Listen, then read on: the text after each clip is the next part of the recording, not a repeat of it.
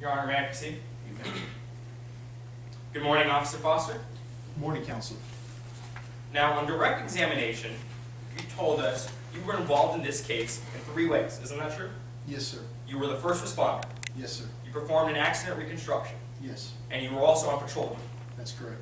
Well, I'm going to take each of those 3 ways one at a time. Let's start with how you were the first responder. Sure. You said you were the first person to arrive at the scene. Isn't that true? That's true, I was. And then you spoke to Ms. Dawson. Yes, sir. She was the first person I spoke to. Now, on direct examination, you said that you asked her why the car had left the road, why she crashed the car. Yes, since she identified herself as the driver, I obviously wanted to know why the crashing occurred. And you told this jury that she had no idea why she crashed the car. That's what you said to this jury. Yes, she said she didn't know, didn't mention any obstacle. She said so she didn't mention any obstacles. No obstacle. She didn't mention the conditions. Not that I remember, no. Sir, isn't it true she was blaming the rain? She may have said something about the rain. I know she had said nothing about a deer or any other kind of animal. Sir, was she blaming the rain? She may have been. I'm not asking if she... Do you not remember if she was? If you say she was, I'm sure that's right. Well, I'm asking what you say she was. Would you say she was blaming the rain? That's certainly possible.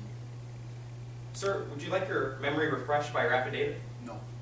Do you need your affidavit to remember what she said? No. Was she blaming the rain? Yes or no, Yes. sir? I'm sorry, I didn't hear I that. said yes.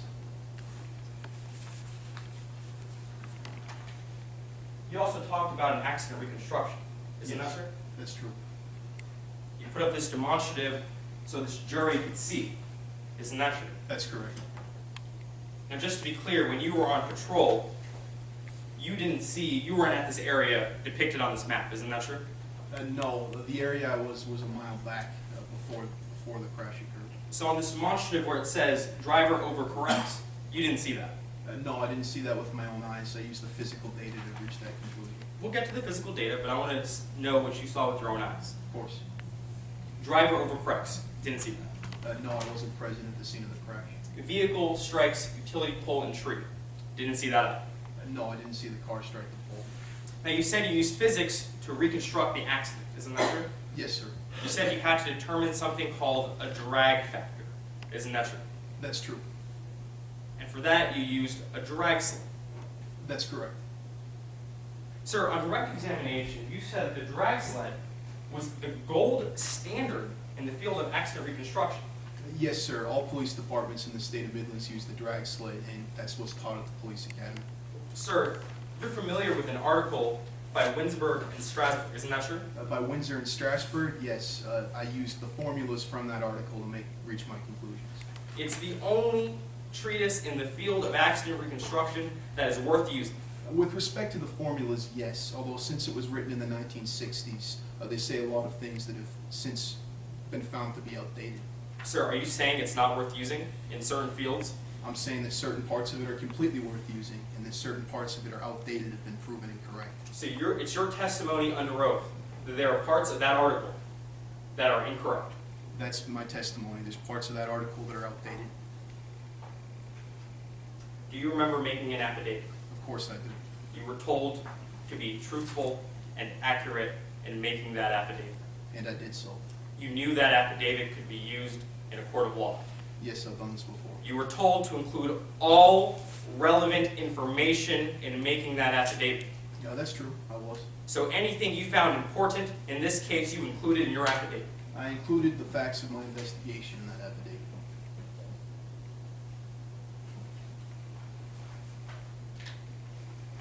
Your Honor, I'm showing opposing counsel was purported to be this witness's affidavit.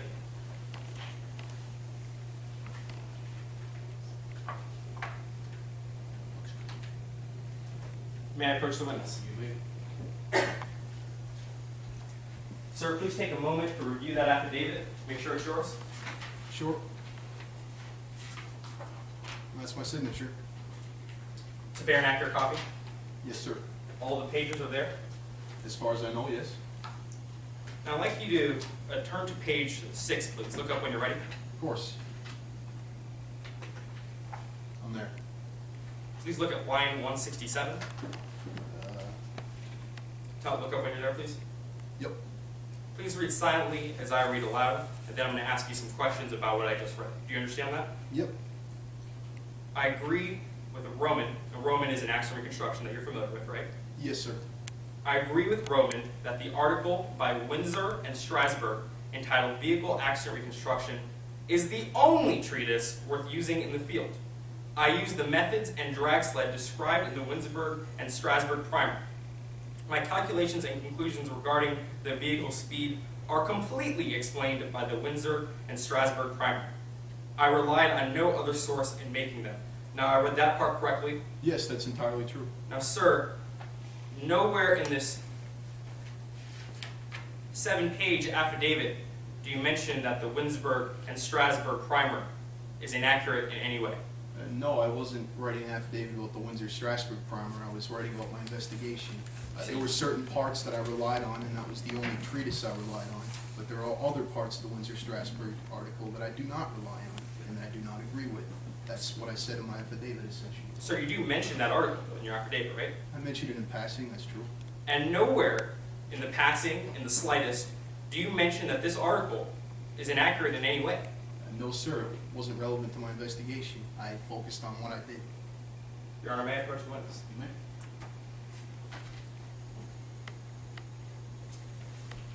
Now, I know you say this article is irrelevant, it is inaccurate, but I want to talk about what That's this not what I article... said. I'm sorry. I know you said that parts of this article aren't accurate, but I want to talk about what this article says about drag sled. Let's do that. May I have that, please? Your Honor, I'm showing opposing counsel that very article I was mentioning.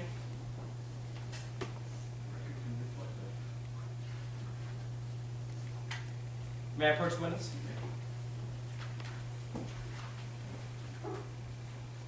Sir, this is that article we were just talking about?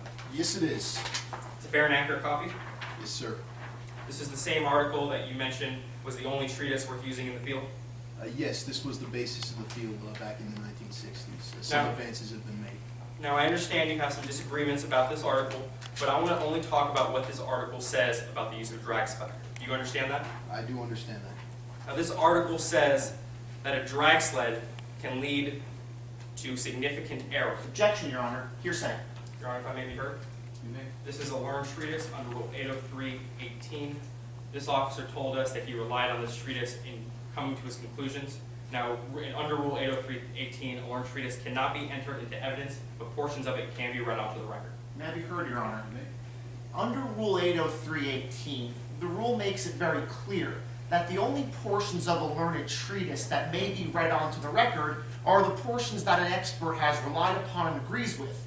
Now, Mr. Thakur has gone to great lengths through this witness to show that there's some discrepancy as to whether or not he agrees with the portions of the treatise that deal with the drag sled.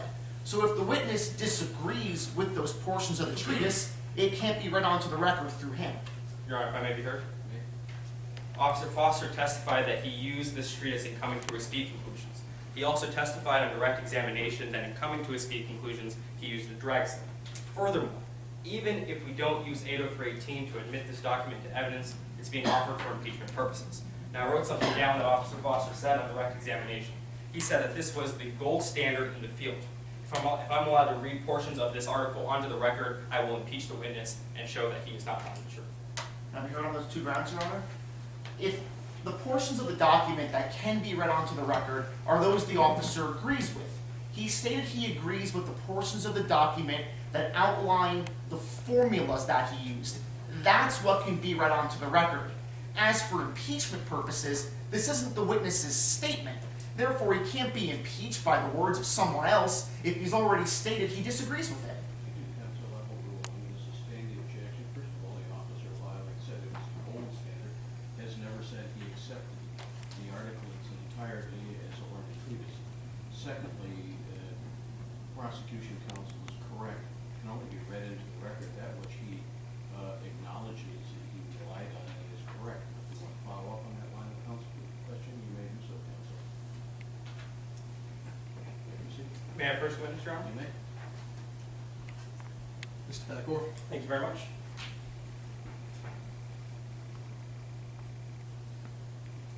Now, Officer Foster, I want to talk about the third way you were involved in this case. You said you were on patrol duty on Canyon Road. Isn't that true? Yes, sir, the fork between Canyon Road and Chambers Avenue. Now, at that time, you were looking to pull over any drivers that were driving unsafely. Isn't that true? That's true. It was raining very heavily that night, so I was concerned about drivers going too fast. Now, approximately at 1 o'clock in the morning, you saw Miss Dawson drive down Canyon Road. Isn't that true? Yes, sir. You visually observed how the car was traveling. Yes, sir. I saw it weaving in and out of the lanes. You clocked it with a radar. Yes, sir.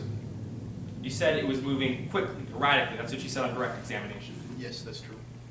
Now, officer, you have experience in determining whether or not a driver is driving unsafely. Isn't that true?